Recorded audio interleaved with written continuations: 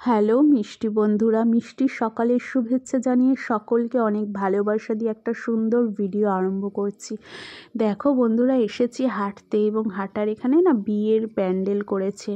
এই জায়গাতে বিয়ের প্যান্ডেল করে খুব সুন্দর করে সাজিয়েছে, সেটাই তোমাদের দেখাচ্ছিলাম। আর আজকে এসেছি মাকে নিয়ে একটুখানি নৈহাটিতে। নৈহাটিতে এসেছি, আর নৈহাটির বড় মা দর্শন করব না তা তো হয়ই না।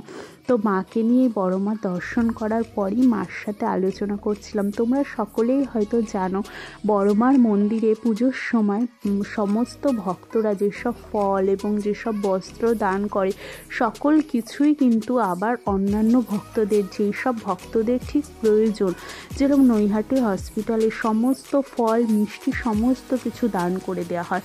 আর সেই শাড়িগুলো, যেই সব সুন্দর সুন্দর শাড়িগুলো ভক্তরা দান করে, সেই শাড়িগুলো ঠিক যেখানে যার প্রয়োজন তাকে দান করে দেওয়া হয়।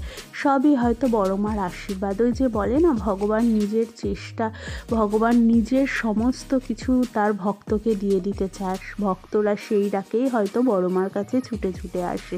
তারপর দেখো মাকে নিয়ে গেলাম একটু ভি-মার্টে, মার কিছু প্রয়োজনীয় জিনিস কেনার ছিল।